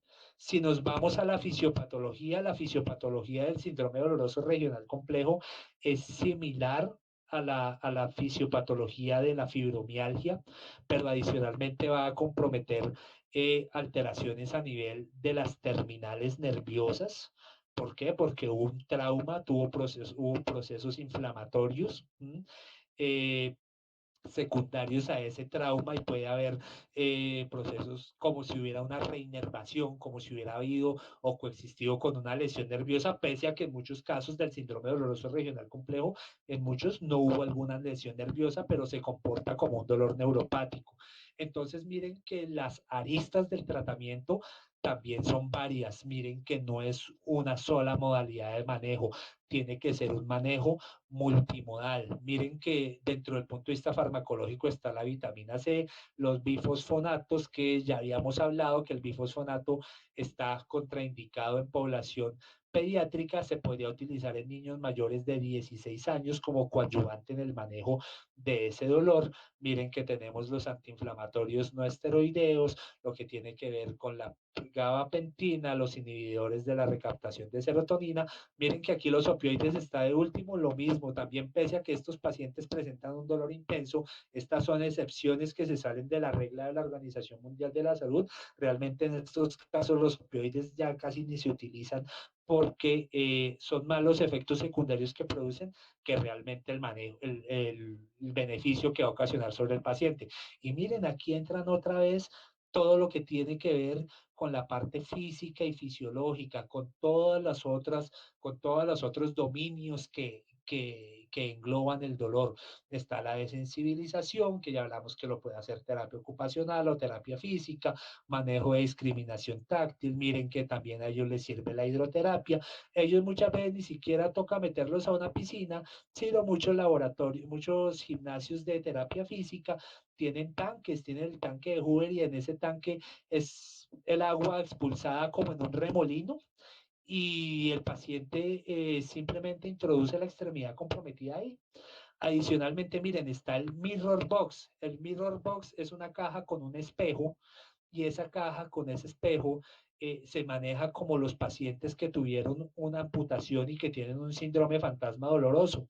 El paciente introduce, es una caja que en su división tiene un espejo y el paciente en la caja no va a meter la mano comprometida o el pie comprometido, sino va a meter el contralateral, el que está sano. Y la terapeuta le va haciendo movilización al paciente, le va haciendo movilización al paciente en el segmento normal, mientras el paciente está viendo el espejo. Alguien dice, uy, pero eso que eso es que como brujería, magia, pues resulta que esa brujería y magia sirve, está explicado fisiológicamente por procesos a nivel del homúnculo que tienen que ver con una reorganización, con procesos de reorganización cerebral a nivel cortical y de cómo se están interpretando las señales al cerebro. Entonces, en pocas palabras, es engañar al cerebro lo que se intenta hacer con la terapia en espejo y ha tenido una buena evidencia en el manejo del síndrome doloroso regional complejo, como también del miembro doloroso fantasma, pero hoy no estamos hablando de miembro doloroso fantasma. Casos más severos, esos casos más severos se van a requerir de anestesia regional. Los estímulos nerviosos eléctricos transcutáneos han mostrado algún beneficio, pero tenemos que tener en cuenta que estos pacientes muchas veces tienen una hipersensibilidad tan marcada que ni siquiera se aguantan el solo roce de la mano, entonces colocarle un tensa a ese paciente realmente torturarlo, entonces es una indicación que hay que tomar con pinzas y adicionalmente está todo el manejo psicológico que tiene que ver también con terapia cognitivo-comportamental, con el manejo de lo que tiene que ver con la ansiedad, de terapia psicológica, con el hecho del paciente conocer todas las perspectivas, expectativas y cómo se siente alrededor de su enfermedad. Entonces también es un manejo multimodal. Entonces, finalizando, igual aquí otra vez para recordarles a ustedes las señales de alarma, otra vez señales de alarma, es bien importante.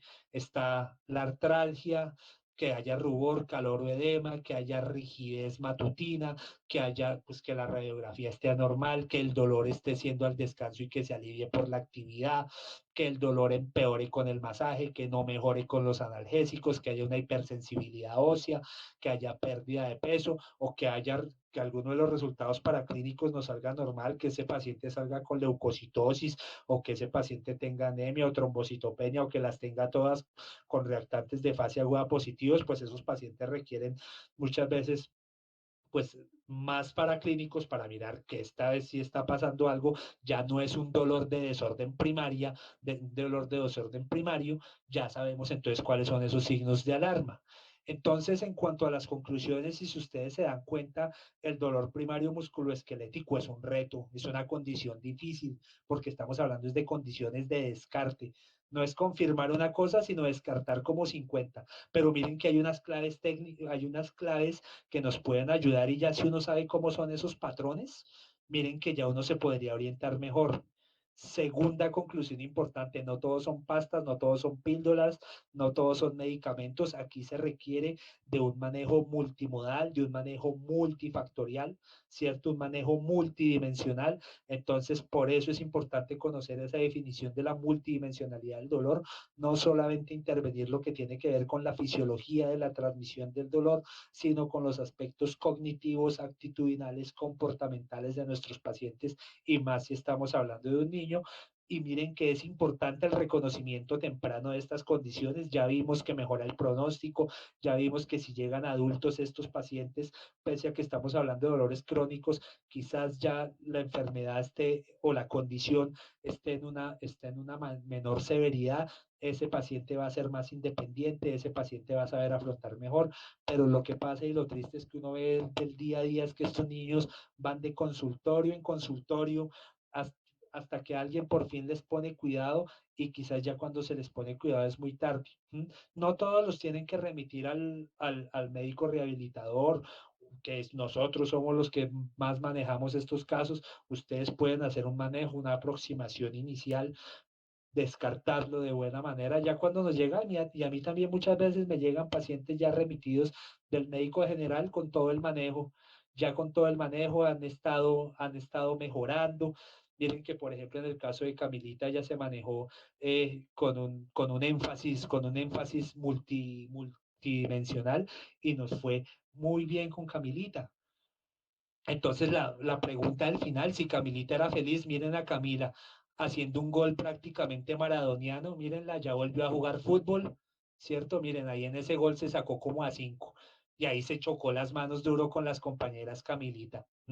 Entonces, con ella se hizo todo el trabajo de la parte de terapia ocupacional, un manejo analgésico muy leve, únicamente se le estaba administrando acetaminofén, la terapia ocupacional, la actividad física para que no se fuera a desacondicionar. Ella pudo retornar a la actividad deportiva. El cuadro de ella de síndrome doloroso regional complejo mejoró. Miren que en los adultos el síndrome doloroso regional complejo tiene mal pronóstico, son poquitos los que mejoran. En la población pediátrica tiene mucho mejor pronóstico, puede mejorar hasta el 80% de los pacientes si son detectados, si es detectado a tiempo y tiene un manejo multimodal. Con ella se hizo un manejo adecuado de la ansiedad, de esa depresión que estaba presentando. Y mírenla, ya otra vez está jugando y está haciendo los goles que el primo de ella nunca fue capaz de hacer. Entonces, igual les agradezco por la invitación. Este es mi correo por si tienen igual alguna inquietud o en algo les puedo servir posteriormente. Entonces, aquí ya terminamos y no sé, pues si quieren podemos pasar a alguna pregunta. Alguien tiene alguna pregunta al respecto?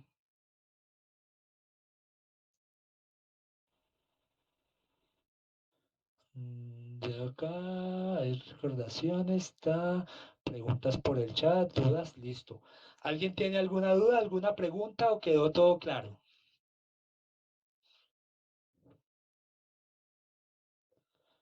Sí, claro, sí, sí, el que quiera preguntar, que pregunte por el micrófono, es más rápido, claro que sí.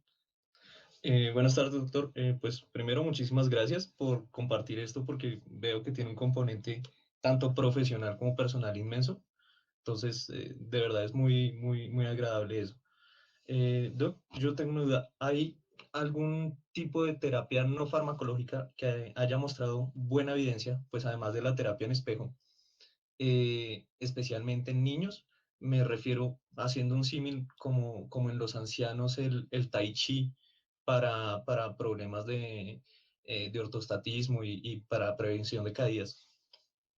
También, mire que sí, es otra cuestión complementaria, que igual si el paciente no tiene la posibilidad de acceder al Tai Chi, porque estamos hablando de algo que no está incluido en el seguro, muchos de los pacientes que vemos, si no es la gran mayoría, son personas de bajos recursos, se podría manejar con programas específicos de prevención de caída de terapia física, en la cual se maneja todo lo que tiene que ver con la parte de equilibrio, optimizar propiocepción, porque esos pacientes van a tener alteraciones a nivel de la propiocepción, se va a mejorar lo que tiene que ver con las caídas, el equilibrio bipodal, equilibrio monopodal, reacciones cuando el paciente puede caer la cuestión postural. Esto es bien importante y miren que esto sí tiene buena evidencia, Daniel.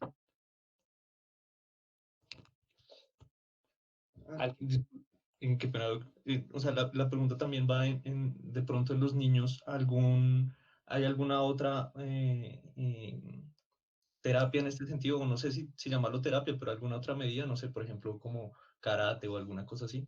Sí, claro que sí, tiene mucha evidencia y no solamente en un niño que esté presentando un cuadro doloroso o en un niño que esté presentando fibromialgia juvenil, digamos, ya cuando es un dolor que sea primario, que no sea primario, entonces ya un dolor secundario, artritis, por ejemplo, uno dice, uno poner a un paciente con karate a hacer algún tipo de actividad, a hacer algún tipo de actividad de artes marciales, puede hacerlas, más no la cuestión del contacto, pero sí el entrenamiento lo puede hacer sin que tenga contacto sobre la articulación. Y si hablamos de otro tipo de intervenciones, ¿cierto? Porque los deportes recomendados, digamos, en los casos que nosotros vimos, es natación, bicicleta, ¿cierto? Miren que lo que tiene que ver con atletismo no es tan recomendado porque el atletismo es una actividad de mucha sobrecarga articular. Entonces, en el atletismo, ustedes saben, miren ahí, hay una sobrecarga a nivel de los talones, a nivel de los rodillas, no está recomendado, entonces la bicicleta estática también puede ser una buena opción. También manejarla sin ningún tipo de resistencia. Aquí hablamos de ejercicio no para entrenar para un campeonato, sino de ejercicio para entrenar, para que el paciente no se nos vaya a desacondicionar, recordando que esos pacientes el ejercicio intenso, eso los aleja inmediatamente porque ellos no tienen esa capacidad de poder tolerar muy bien ese ejercicio y con cargas moderadas ya pueden estar refiriendo dolor.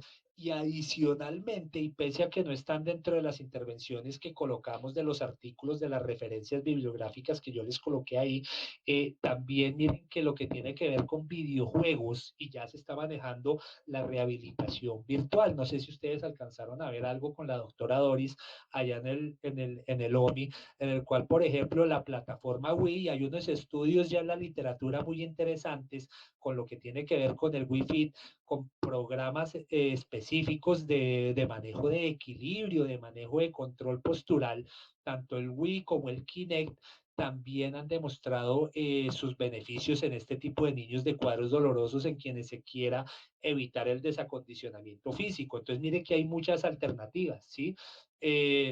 Una buena alternativa es decirle al papá, en vez de usted gastarse dinero en homeopatía o cuestiones que no funcionan, podría quizás de pronto le saldría más barato comprar a cuotas una plataforma Wi y el equipo y poner al niño a hacer esa actividad. Obviamente al principio se puede hacer bajo la asesoría del equipo médico o del equipo de terapia física para que el paciente no vaya a tomar posturas anómalas, no se vaya a esforzar y sepa muy bien cómo realizar su ejercicio. Y lo otro es que hay que explicarle a los pacientes y a los familiares que esto no es como con un cuadro infeccioso, que es tómese el medicamento por 8 días, tómese el antibiótico por 8 días y el antipirético y en 10, 15 días ya está bien.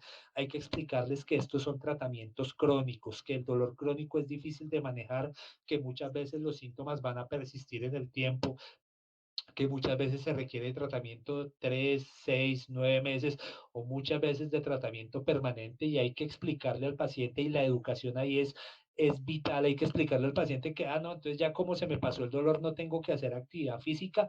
No, el paciente tiene que estarla realizando de manera constante y no solo la actividad física, sino la actividad lúdica, la actividad recreativa, la estimulación de procesos cognitivos superiores. También se ha demostrado, como estamos hablando, que pueden tener problemas atencionales, problemas de memoria.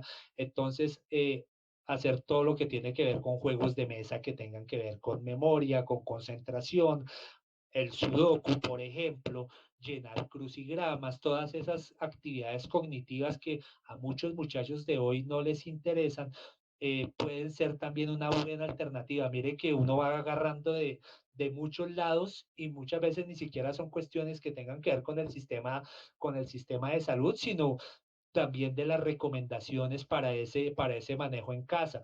Hay mucho problema ahorita de desacondicionamiento en estos jóvenes, obviamente por la cuestión de los celulares, por la cuestión de los tablets, se deben fijar normas estrictas de horarios porque no están realizando actividad física por andar pegados a la tablet a todo momento y es importante manejar eso también con el equipo de psicología porque lo que más evidencia tiene realmente es la actividad física. Niño que hace actividad física, niño que tiene dolor crónico y hace actividad física, es un niño que va a ser más independiente, va a funcionar, va a ser más funcional y tiene menos síntomas. Los papás y todos nosotros estamos desacostumbrados siempre a la cuestión, no es que le mandaron el mismo acetaminofén de siempre, le mandaron la misma pasta de siempre. Y resulta que esto, y como les dije, no es de pastas. Miren que la medicación es tercera, cuarta línea, sí, sí hay que hacerlo si el dolor es muy fuerte, pero hay que hacer hay que intervenir desde todos los frentes, porque si intervenimos nomás desde un frente, que es como se suele hacer, esos pacientes no van a mejorar. ¿Alguna otra pregunta? ¿Algún otro comentario?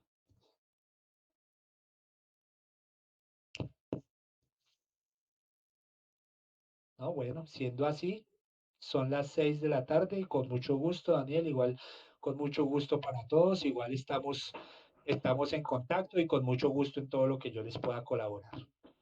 Muchas gracias, doctor, por acompañarnos el día de hoy y pues esperamos poder contar con usted en futuras ocasiones. Claro que sí, Y gracias a todos los asistentes también. con mucho gusto igual entonces que estén muy bien.